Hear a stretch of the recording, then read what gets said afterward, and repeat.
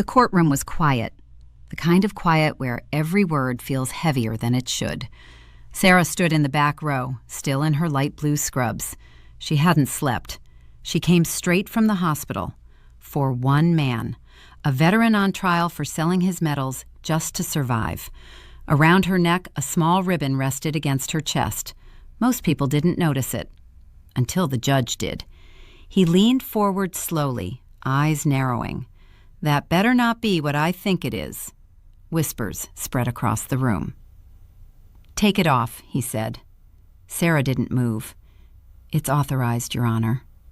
The judge's jaw tightened. His gavel slammed. "Remove it now, bitch!" A few people gasped. The veteran turned, panic in his eyes. The bailiff stepped forward, closer, hand reaching. And Sarah still didn't move. Not fear, not anger, just calm. Because she wasn't here for herself. She was here for him. The bailiff's hand touched her shoulder, and then the courtroom doors burst open. Boots hit the floor, heavy, fast. Every head turned. A man stepped inside, took one look at Sarah, and froze. "Oh, no. You have no idea what you just did." Before we begin, tell me where you're watching from. And do me a favor, subscribe, because stories like this deserve to be heard. The courtroom that morning was supposed to be routine, quiet, predictable, the kind of place where cases came and went without leaving a mark on anyone in the room. Old wooden benches, pale overhead lights, the faint smell of paper and polish. It all felt ordinary. But in the third row, just behind the defense table, sat a woman who didn't quite belong in that kind of ordinary. Sarah sat still, hands folded gently in her lap, her light blue scrubs slightly wrinkled from a long hospital shift. Her blonde hair was tied back loosely, a few strands falling around her face, and there was a tired softness in her eyes that only came from people who had spent the night trying to keep others alive. She hadn't gone home. She hadn't slept. She came straight here, for one man sitting just a few feet in front of her. Daniel Ruiz stood at the defense table, shoulders tight, fingers gripping the edge as if it were the only thing holding him upright. His suit didn't fit properly, like it had been borrowed last minute, and there was something in his posture that spoke louder than any words could. Exhaustion, pressure, and the quiet fear of someone who knew the odds were not in his favor. He wasn't a criminal in the way the paperwork described him. He was a veteran who had run out of options. Selling his medals had been called fraud in court, but outside those walls, it was something else entirely: survival. Sarah watched him closely, and when he glanced back for just a second, she gave him a small, steady nod. It was enough. Not reassurance built on promises, but something stronger: presence. The kind that says, "You're not alone," even when everything else feels like it. Around her neck, resting just above her scrubs, was a small ribbon holding a piece of metal that didn't belong in a place like this. It wasn't flashy. It didn't shine the way decorations are meant to. It simply existed, catching the light only when she moved slightly, as if it carried weight rather than pride. Most people didn't notice it at first. They were too focused on the case, the judge, the routine of the room. But details have a way of revealing themselves to the wrong eyes at the wrong time. And it only took one person to notice before everything began to shift. The prosecutor paused mid-sentence, his gaze flickering toward the gallery for just half a second too long. He leaned slightly toward the clerk, whispered something under his breath, and then looked again, longer this time. That was all it took. A single look, a single doubt. The whisper moved faster than logic. One spectator leaned toward another. A quiet murmur spread across the benches. "Is that real?" someone muttered. "Looks fake," another voice answered softly. The words weren't loud, but they carried. They always do in rooms like this. Sarah heard them, of course. She heard everything. But she didn't react. Not a shift in posture, not a flicker of irritation. Her breathing stayed slow, measured, controlled in a way that didn't match the tension building around her. If anything, she seemed separate from it, like the noise belonged to a different world entirely. And that calm, it didn't settle the room. it unsettled it, because calm without explanation always makes people uncomfortable. Judge Keller noticed next. He was a man who believed control defined authority, and nothing irritated him more than something he didn't immediately understand. His gavel tapped once, sharp enough to silence the murmurs, and his eyes scanned the room with practiced precision until they landed on her. There was a pause, a longer one than necessary.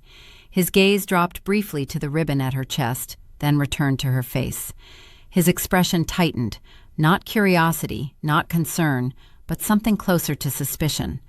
"Ma'am," he said, voice firm and carrying, "stand up."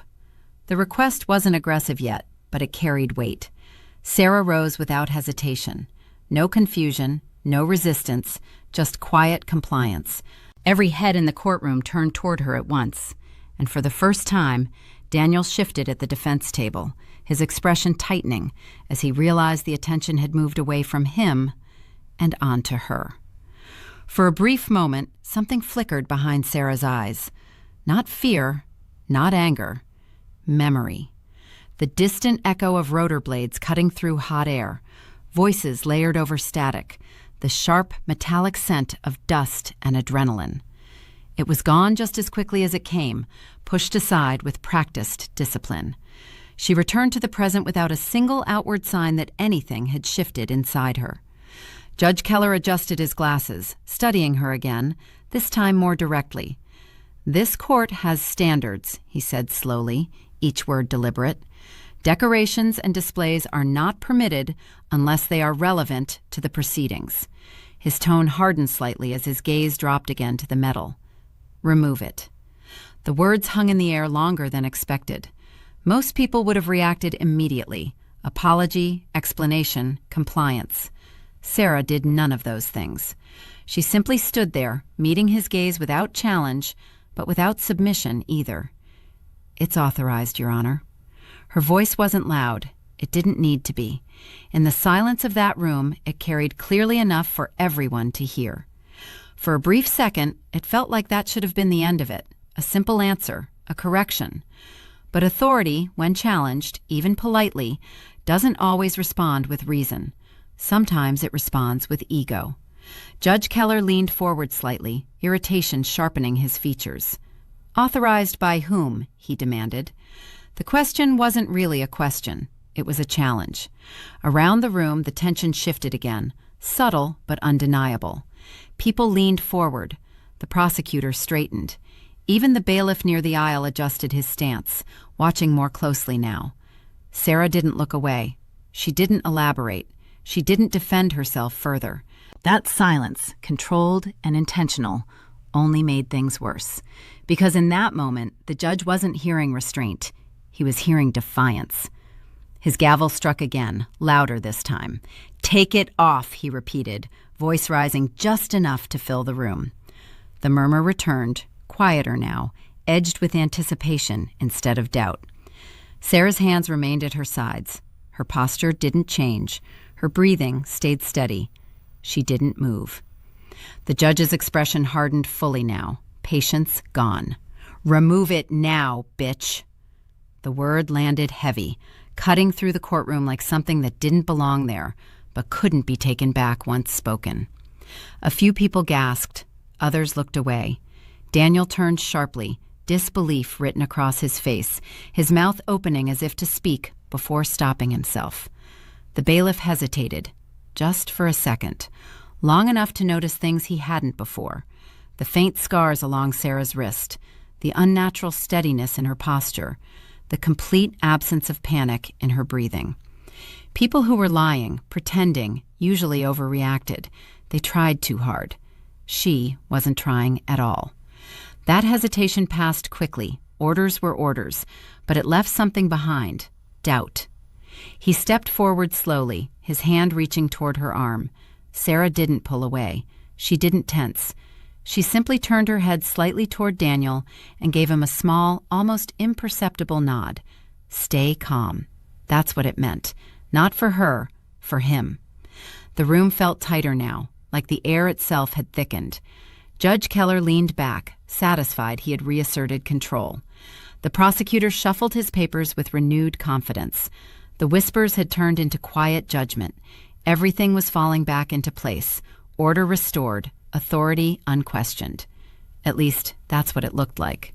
Because no one noticed the clerk at his desk, staring at the metal with growing unease. His fingers hovered over the keyboard, unmoving, his pulse beginning to race. He had seen that ribbon before. Not in person, not like this, but in briefings, in images, in stories told with a kind of quiet respect that didn't allow for doubt. His throat went dry.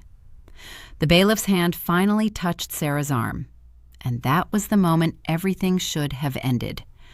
But instead, it was the moment something else began, because from the hallway beyond those closed doors came the sound of footsteps. Slow, measured, unmistakably controlled, and getting closer. The courtroom hadn't heard them yet, but Sarah had, and for the first time since she walked in, something behind her eyes shifted, just slightly, as the footsteps stopped right outside the door. The sound of those footsteps didn't belong to a courthouse. They were too measured, too controlled, the kind of rhythm that didn't rush, didn't hesitate, didn't ask permission to be heard. But inside the room, no one reacted yet. Judge Keller's focus remained locked on Sarah, as if the entire authority of the court depended on her compliance. The bailiff's hand rested lightly on her arm, unsure whether to guide or restrain. Sarah didn't resist. She didn't look toward the door. She simply stood there, breathing slow and even, her eyes calm in a way that made the moment feel strangely out of place. Most people broke under public pressure. They argued, they pleaded, they tried to explain. She did none of that. And that silence, it started to make people uneasy in a way they couldn't quite explain. The prosecutor stepped forward, sensing momentum. "Your Honor," he said, voice carefully controlled, "if this individual is falsely representing military honors, that could constitute criminal misrepresentation." The word falsely hung in the air, heavy and deliberate. It gave the room something to believe in, something to hold on to. A few spectators nodded quietly, their uncertainty turning into quiet judgment. It was easier to assume deception than to question authority. Daniel shifted at the defense table, shaking his head under his breath, his hands tightening into fists. "That's not," he started, but the gavel came down before he could finish. "One more interruption," the judge snapped, "and you will be removed from this courtroom as well." The warning wasn't just directed at him. It was a message to everyone. This was control. This was order, and anyone who challenged it would be dealt with. Sarah's gaze drifted briefly toward Daniel, and in that single look, something passed between them. Not words, not reassurance in the usual sense. Something steadier, something quieter. She had seen that look before, in hospital rooms, in waiting areas, in people who were one step away from losing everything. Weeks earlier, he had walked into the ER trying to hide an infection that had already begun to spread. He hadn't come for help. He had come because he had no other choice left. She treated him anyway. No questions, no judgment, just care. And now, standing here, she understood something clearly. If she spoke too much, if she turned this into a defense of herself, the focus would shift away from him, and that was something she refused to allow. So she stayed silent, absorbing the weight meant for someone else. The bailiff tightened his grip slightly, not forceful, but firm enough to follow orders. Up close, the details were clearer now, the faint lines along her wrist, the controlled rise and fall of her breathing, the absence of fear where it should have been. He leaned closer, lowering his voice just enough that only she could hear. "Ma'am, please cooperate." It wasn't a command, it was almost a request. Sarah gave a small nod, not in submission, in understanding. She turned her eyes back toward the judge, steady as ever. "I mean no disrespect, Your Honor." The simplicity of it only made things worse, because it left no room for argument, no room for authority to push back against anything concrete. It was calm, and calm, in a situation like this, felt like resistance. Judge Keller leaned forward again, frustration now visible in every movement. "Then comply," he said sharply. The courtroom seemed to tighten around the words. The prosecutor stepped back slightly, sensing the shift but not fully understanding it. The spectators leaned forward, drawn into the moment. And still, those footsteps outside the door continued to exist just beyond their awareness. Closer now, slower, intentional. The clerk at his desk swallowed hard, his fingers trembling slightly as he reached under the surface of his desk. He had seen that metal before. Not in passing, not in rumor, in training, in briefings where voices lowered and respect wasn't optional. His heart began to pound harder as realization settled in. If he was right, then this wasn't a case of stolen valor. This was something else entirely, something that didn't belong in a courtroom argument. Under the desk, hidden from view, he unlocked his phone. His thumb hovered for a second before dialing a number he hadn't used in years. When the line connected, he turned slightly away, lowering his voice. "I need you to listen carefully," he said, each word controlled but urgent. He described the ribbon, the metal, the situation unfolding in real time. On the other end, the response didn't come immediately. There was a pause, a long one, and then the tone shifted, completely. "Stay where you are," the voice said, calm, direct, not questioning. "Don't let them take it." The line went dead. The clerk stared at the phone for a second, a cold realization settling over him. He hadn't just made a call. He had set something in motion. Back in the room, Judge Keller stood from his bench, robe shifting as he straightened to full height. "Bailiff," he said, voice carrying with renewed authority, "detain her. The item will be confiscated pending investigation." A collective intake of breath moved through the courtroom. Even the prosecutor hesitated now, something about the escalation feeling off, too far, too fast. But no one spoke. No one intervened. Authority had already drawn its line. The bailiff stepped closer, this time without hesitation, his hand firm on Sarah's arm as he prepared to guide her away. And still, she didn't resist. She didn't argue. She didn't even look at him. She simply stood there, steady, grounded, as if this moment was something she had already lived through in a different form. Inside her mind, something stirred. Not fear, not panic, memory. The distant echo of commands shouted over gunfire, the weight of decisions made in seconds that lasted forever. She had stood in moments far worse than this, moments where control didn't exist and survival depended on instinct. Compared to that, this felt small. But it wasn't meaningless, because this wasn't about her. It was about what happened next. She turned her head slightly toward Daniel again, her expression softening just enough to reach him. Stay calm. That silent message held. He stopped fighting the urge to speak, stopped trying to fix what he didn't understand, because somehow he trusted her. If you've ever seen someone judge too quickly without knowing their story, comment "never judge" below. Because what was happening in that courtroom wasn't just about rules. It was about assumptions. And assumptions have a way of breaking things that don't deserve to be broken. The clerk slowly rose from his seat, his eyes fixed not on the judge, not on Sarah, but on the entrance behind everyone else. He heard it clearly now, the footsteps, no longer distant, no longer subtle, measured, heavy, unmistakable. A few people near the back began to turn their heads, sensing something before they understood it. The sound carried a kind of presence that didn't belong to ordinary movement. It wasn't rushed, it wasn't loud, but it demanded attention anyway. The bailiff paused for just a fraction of a second, his grip loosening instinctively before tightening again. Judge Keller raised his gavel once more, ready to finalize the moment, to bring everything back under his control. And then the footsteps stopped, right outside the door, and the handle began to turn. The sound of the handle turning should have been small, ordinary, just another door in a courthouse opening like it had 100 times before. But in that moment, it didn't feel ordinary at all. It felt heavy, final, like something was about to step into that room that didn't belong to routine or procedure.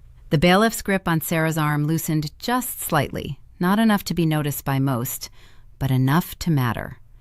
Judge Keller raised his gavel, ready to bring it down again, to seal his authority over the moment before it slipped any further. And then the door opened. Not fast, not dramatic, just slow enough to pull every eye in the room toward it without a single word being spoken. At first, no one moved. A few heads turned, then more. Then all at once the entire courtroom shifted its attention toward the entrance. What they saw didn't make immediate sense, but it changed the air instantly. Several figures stepped inside in perfect, controlled formation, their presence quiet but unmistakable. Their posture alone spoke of discipline, shoulders squared, movements measured, eyes scanning without appearing to. At the center of them walked a man in full military dress, his uniform crisp, every detail precise. He didn't look around. He didn't acknowledge the judge, the prosecutor, or the crowd. His focus locked onto one person the moment he crossed the threshold: Sarah. And in that instant, something in his expression changed. He slowed, not because he needed to, because he recognized what he was seeing. The distance between them closed step by step, his polished shoes striking the courtroom floor in a rhythm that felt louder than it should have been. Conversations died mid-breath. Papers stopped moving. Even the faint sounds from the hallway seemed to disappear. Judge Keller hesitated, confusion flickering across his face before irritation returned. "This courtroom is in session," he snapped, bringing the gavel down sharply. "You will identify yourself." The words landed, but they didn't carry the same weight they had moments ago, because no one in that room was looking at him anymore. The man didn't answer, not immediately. He kept walking, his eyes fixed on Sarah as if nothing else existed. The bailiff stepped back instinctively, releasing her arm without being told. It wasn't fear that made him move. It was something closer to recognition without understanding. The kind of instinct that tells you you're standing in the wrong place at the wrong time. The man stopped directly in front of her, close enough now that the details were clear. The faint lines of age at the edges of his eyes, the calm control in his posture, the unmistakable weight of someone who had spent a lifetime making decisions that mattered. His gaze dropped briefly to the metal resting against her scrubs, and then he exhaled. "You've got to be kidding me." The words weren't loud, but they carried, because they weren't spoken in confusion. They were spoken in recognition. The kind that doesn't question what it sees, the kind that already knows. Sarah met his gaze for the first time since he entered, and something in her expression softened, just slightly. Not relief, not surprise, something deeper, familiarity, a past neither of them needed to explain out loud. The man straightened fully, his posture shifting with precise intention, and in one smooth motion he brought his heels together. The sharp click echoed across the silent courtroom. And then he saluted her. Perfect, exact, unquestionable. The room froze. No one moved. No one spoke. The meaning of that single action didn't need explanation. A man of that rank, of that presence, didn't salute without reason, and certainly not to a civilian standing in hospital scrubs. The prosecutor lowered his files slowly, his earlier confidence dissolving into something much less certain. Daniel stared, his mouth slightly open, trying to process what he was seeing. Judge Keller's expression tightened, confusion now battling with something far less comfortable: loss of control. The salute held for a long second before the man lowered his hand. His voice, when he spoke, carried calm authority, not loud, not aggressive, but impossible to ignore. "Permission to speak," he said, his tone directed not at the judge, but at Sarah. The shift was subtle, but it changed everything, because in that moment, the structure of authority inside that courtroom no longer looked the same. Sarah inclined her head slightly, her voice steady as ever. Permission granted. The exchange felt out of place to anyone who didn't understand it, but to those who did, it spoke volumes. Judge Keller stepped forward from behind the bench, his voice sharper now, trying to reclaim ground that was slipping away from him. "This court does not recognize military protocol," he said firmly. "If you have business here, you will address it through proper channels." The man turned his head slowly toward him, his expression unchanged, calm, controlled.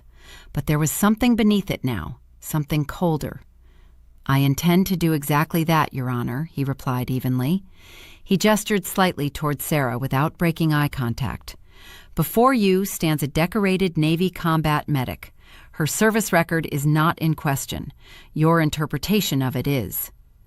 The words didn't rise. They didn't need to. They landed with quiet precision, dismantling the certainty that had filled the room minutes earlier. A ripple moved through the spectators, whispers returning, but different now. Not judgment, confusion, realization beginning to take shape. The prosecutor shifted his weight, suddenly aware that the ground beneath his argument was no longer stable. The bailiff remained still, eyes flicking between the two men, understanding now that something far beyond his authority had entered the room. The man stepped slightly to the side, positioning himself beside Sarah rather than in front of her, not shielding, not intervening, standing with her. "The medal you attempted to confiscate," he continued, his tone steady, "is not decoration. It is recognition." He paused just long enough for the words to settle. Recognition earned under circumstances most people in this room will never experience. The silence deepened. No one interrupted. No one challenged him. Because the certainty in his voice didn't leave room for doubt. Sarah stood quietly beside him, her gaze lowered for a moment, not out of submission, but reflection. The weight of memory pressed in briefly. Heat, noise, the chaos of a moment where decisions didn't come with time to think. She pushed it back the same way she always did, controlled, contained. The present mattered more than the past, especially here, especially now. Judge Keller opened his mouth to respond, but the words didn't come immediately. For the first time since the hearing began, he hesitated. Not because he lacked authority, but because he wasn't sure how to use it anymore.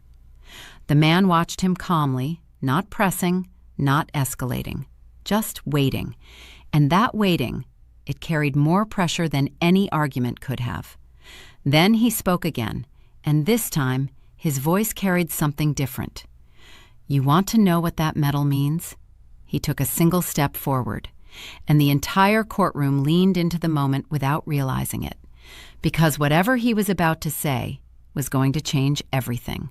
The question didn't echo. It settled, heavy, intentional. The kind of question that doesn't ask for an answer. It prepares the room to receive one. The man stood there beside Sarah, his posture steady, his gaze moving briefly across the courtroom before returning to the judge. No anger, no raised voice, just a calm that carried far more weight than anything loud ever could. "You want to know what that medal means," he repeated, slower this time, given every word space to land. Around the room, people shifted without realizing it. The energy had changed completely. What had started as judgment had turned into something else, something closer to anticipation. He didn't wait for permission to continue. 3 years ago, he said, his voice even, a unit was ambushed in a place most people in this country will never hear about. Desert terrain, limited visibility, communication breaking down under pressure. He paused briefly, not for effect, but because the memory itself demanded it. Multiple casualties, extraction delayed, and one medic who made a decision. His gaze flicked toward Sarah for just a second, not asking, acknowledging. She ran into open fire, not once, not twice, 3 separate times.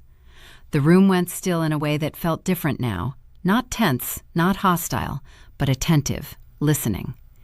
Each time she pulled someone out, stabilized them, sent them back, and each time she went back in. The prosecutor lowered his head slightly, the earlier certainty gone completely. The bailiff's hands rested at his sides now, no longer uncertain, just still. She wasn't ordered to do it, the man continued. There was no command that told her to go back. His voice dropped just slightly, not in volume, but in tone. She chose to. The words carried something deeper than explanation. They carried truth, the kind that doesn't need decoration. By the time extraction arrived, she had sustained injuries that should have taken her out of the field. He let that sit for a moment before finishing the thought.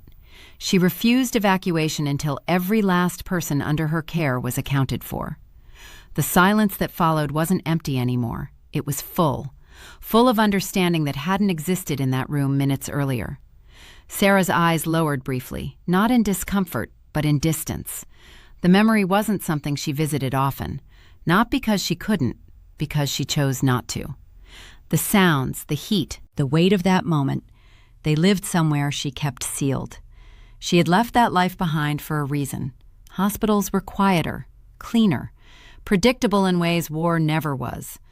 But some things don't stay buried, not completely. She inhaled slowly, grounding herself again in the present, in the courtroom, in the reason she had come here in the first place. The man shifted his stance slightly, turning just enough to include the entire room in what he said next. That medal, he said, gesturing lightly toward Sarah, is not about recognition. It's about responsibility. His eyes moved toward the defense table, toward Daniel. Every name attached to that citation is someone who walked away from that day because she didn't. The words landed differently now, not as information, as realization. Daniel's expression changed slowly, the pieces connecting in a way that felt almost too heavy to process all at once. His shoulders, once tight with fear, seemed to loosen, not from relief yet, but from understanding. The man took a step back, giving the space back to the room, to the judge, to the moment itself. Judge Keller remained standing, the paper in his hand now held differently, not as evidence, as weight. His earlier certainty had faded completely, replaced by something far more difficult to navigate. Pride doesn't let go easily, but neither does truth. He looked at Sarah again, really looked this time, not at the scrubs, not at the medal, but at her. And what he saw didn't match the judgment he had made minutes earlier. "I was not provided with this context," he said finally, his voice measured, but lacking the sharpness it had before. It wasn't a defense. It was an attempt to stand on something stable again. The man beside Sarah didn't respond immediately. He simply watched him, giving him the space to continue. Because this moment, it didn't belong to the military anymore. It belonged to accountability. Facts were present, the man said quietly. They were simply unrecognized. The distinction was subtle, but it landed harder than anything else he had said. The courtroom shifted again, not physically, emotionally. The prosecutor stepped back completely now, his role in the moment reduced to silence. The bailiff looked down briefly, replaying the moment his hand had been on Sarah's arm. The clerk sat still, his earlier tension replaced by something closer to relief. And Daniel? He looked at Sarah as if seeing her for the first time. Not the nurse who treated him, not the person who showed up for him. Something more, something he hadn't known to look for. Sarah finally lifted her gaze again, meeting his for just a second. And in that look, she said what words didn't need to. "This isn't about me. Stay focused." Judge Keller adjusted his posture, setting the paper down carefully. The movement was slower now, deliberate. He cleared his throat, the sound carrying differently in the room than it had before. "Master Chief," he said, the title unfamiliar but spoken with intention. "This court acknowledges that an error in judgment occurred. It wasn't perfect, it wasn't polished, but it was real. And in a room like that, that mattered more than anything else. The contempt order is vacated immediately," he continued, "and the court apologizes for the language used." The words didn't come easily. They weren't meant to. Apologies rarely are when they carry weight. But the room accepted them. Not with applause, not with reaction, with understanding. The man beside Sarah gave a small nod, not in approval, but in acknowledgement. That was enough. Judge Keller turned his attention toward Daniel then, his expression shifting once more. "Regarding the defendant," he said, his voice steadier now, "new context and testimony warrant reconsideration of this case." The prosecutor didn't argue, didn't object. He simply nodded, the fight already gone. "This court recommends review for Veteran Support Services rather than prosecution." The words changed everything. Daniel closed his eyes briefly, the tension leaving him in a way that was almost visible. Sarah watched him, that same quiet steadiness in her posture. This was why she came. "I didn't come here for myself," she said softly, her voice carrying just enough to reach the room. "I came so he wouldn't stand alone." There was no emphasis, no attempt to make the moment larger than it was. Just truth. The room didn't respond immediately.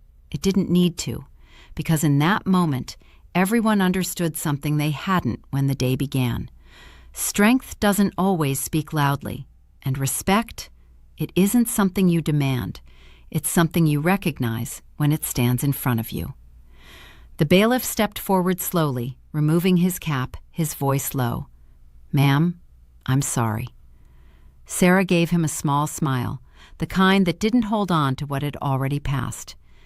"You were doing your job," she replied gently. "That matters too." The simplicity of it left him with nothing else to say. The courtroom began to empty gradually, the energy shifting back towards something resembling normal.